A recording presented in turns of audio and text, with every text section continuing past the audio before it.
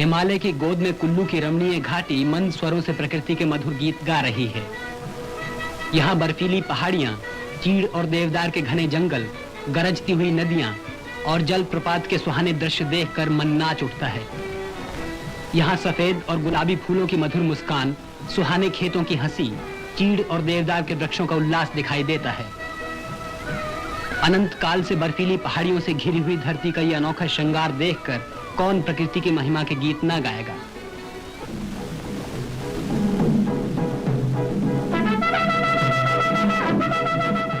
ग्राम देवता को लेकर जब लोग इस घाटी में से गुजरते हैं, तब उनके संगीत के मधुर स्वर पहाड़ों से टकराकर वायुमंडल में गूंज उठते हैं और तब पहाड़ों की वो अपूर्व शांति भंग हो जाती है।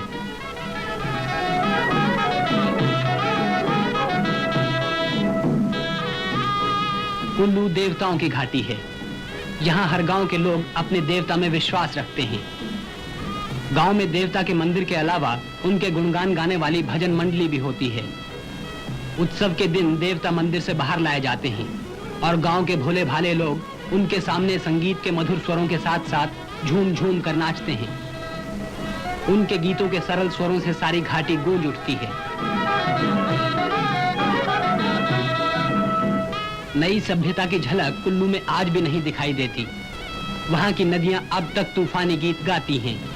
वहाँ की कविताएं सिर्फ लोगों की जबान पर हैं और वहाँ का इतिहास आज भी बहुत से लोग नहीं जानते। फिर भी हिमालय की गोद में शायद ही कोई ऐसा स्थान होगा जिसका प्राकृतिक सौंदर्य कुल्लू से अधिक हो। हालांकि कुल्लू हिमालय की बाहरी पहाड़ियों के आगे बसा हुआ है, फिर भी वहाँ पहुँचना कठिन नहीं। हवाई जहाज के जरिए आप दिल्ली से वहां सिर्फ 1.5 घंटे में पहुंच सकते हैं। अगर रेलगाड़ी की यात्रा करना चाहें तो आप दिल्ली से एक ही रात में पठानकोट और वहां से रेल की छोटी लाइन के जरिए नगरोटा पहुंचेंगे। नगरोटा से कुल्लू तक सड़क जाती है। आप पठानकोट से बस के जरिए भी कुल्लू पहुंच सकते हैं। ये सड़क 175 मील लंबी है।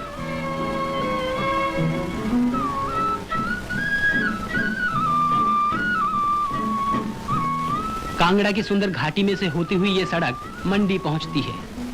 मंडी एक बहुत बड़ा नगर है। नगर से इस दिशा की ओर कुछ मील चलने के बाद आपको ब्यास नदी दिखाई देगी।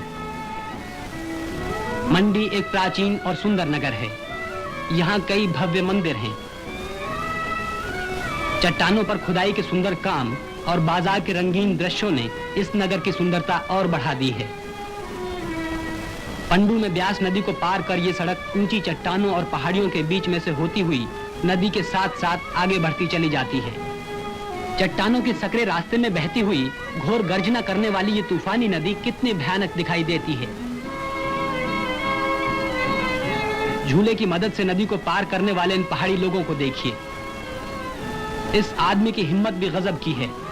यहाँ जरा सी असावधानी हुई कि समझो गए नीचे।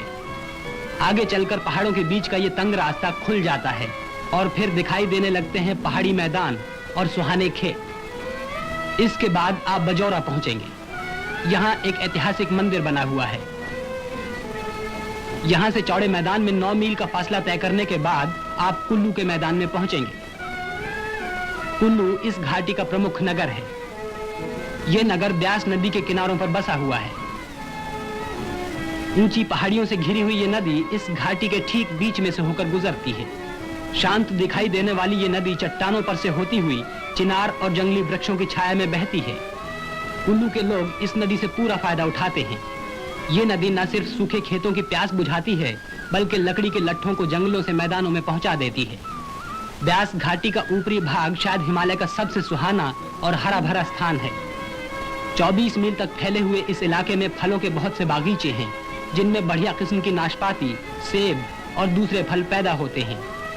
रेसन और कैट्रियान मछलियां पकड़ने के बहुत बड़े केंद्र हैं। दूर दूर से लोग यहाँ मछलियां पकड़ने के लिए आते हैं और उन्हें कभी निराश नहीं होना पड़ता। यहाँ से कुछ ही दूर ट्राउट मछलियों को पालने की जगह है और इससे कुछ आगे छोटी सी पहाड़ी पर मधुमक्खियों का घर है।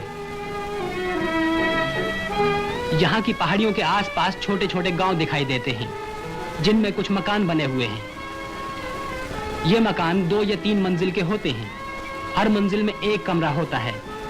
ऊपर की मंजिल के चारों तरफ लकड़ी का बरामदा होता है। मकान के सबसे निचले भाग में मवेशी रखे जाते हैं और ऊपर की मंजिल में लोग रहते हैं। इन लोगों के जीवन में सादगी और शांति है। कुल्लू की महिलाएं जितनी मेहनती हैं, उतनी सुंदर भी हैं।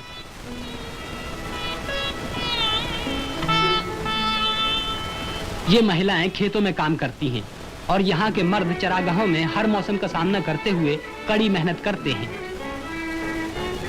यहाँ के पुरुष, महिलाएं और बच्चे फुर्सत के समय कड़ी ठंड से बचने के लिए ऊन काटते हैं। कुल्लू के बहुत से लोग दिन भर तकली पर ऊन काटने का काम करते हैं। पट्टू या कंबल बनाना इस घाटी का मुख्य उद्योग है। काफी धुलाई के बाद ये पट्टू नरम हो जाते हैं।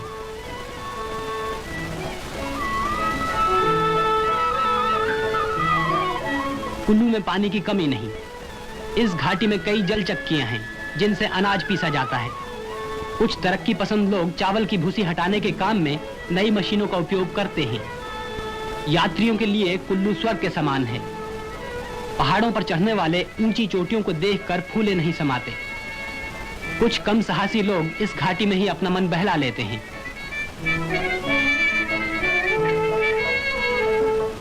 नगर से मनाली तक का मार्ग बड़ा ही सुहाना है। इस घाटी में मीलों लंबे चावल के खेत हैं। ये हरियाली इस घाटी के रहने वालों की आशाओं की हरियाली है।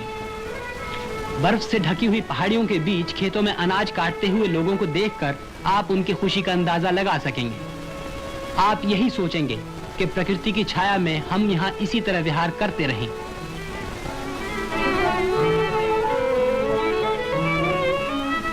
जगत सुख नामक गांव में से होती हुई ये सड़क तेजी से बहने वाली दो नदियों को पार कर मनाली पहुंचती है।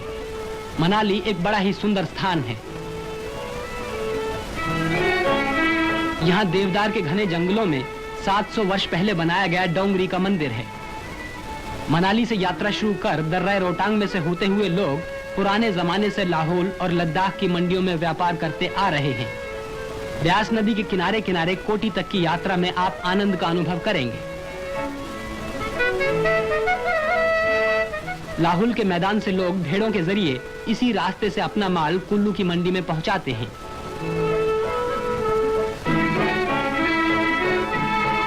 सामान से लदे हुए सीधे साधे पशु लद्दाख के मैदानों में से हो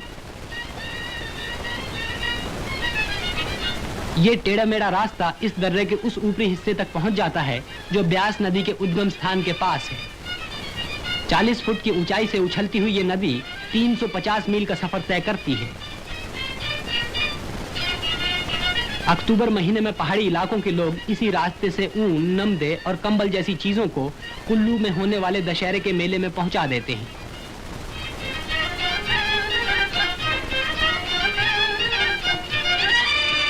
इस घाटी में लोग दशहरे का त्योहार धूमधाम से मनाते हैं।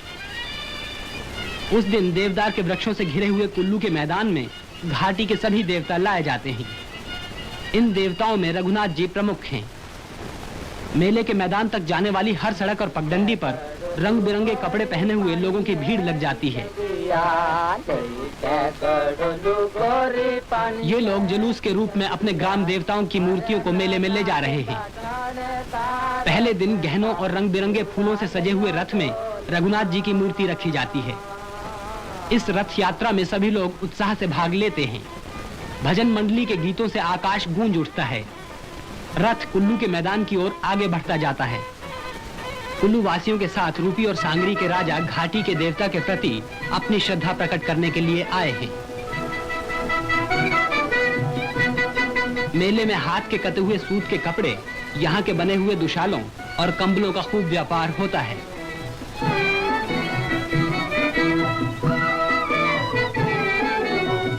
ऐसे मेलों में ये लोग धार्मिक कथाओं के आधार पर नृत्य करते हैं।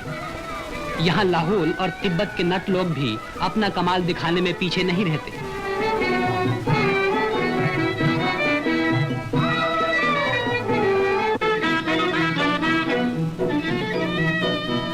अपनी प्राचीन वेशभूषा को धारण कर ये लोग झूम झूम कर नृत्य करते हैं। घाटी की सुंदरियां इनकी कला को देखकर ध्यान में डूब जाती हैं। इस तरह आनंद और उल्लास का एक सप्ताह समाप्त हुआ। मीठी याद के साथ अगले साल इस रमणीय घाटी की फिर यात्रा करने की आशा लेकर हम यहाँ से रवाना हुए।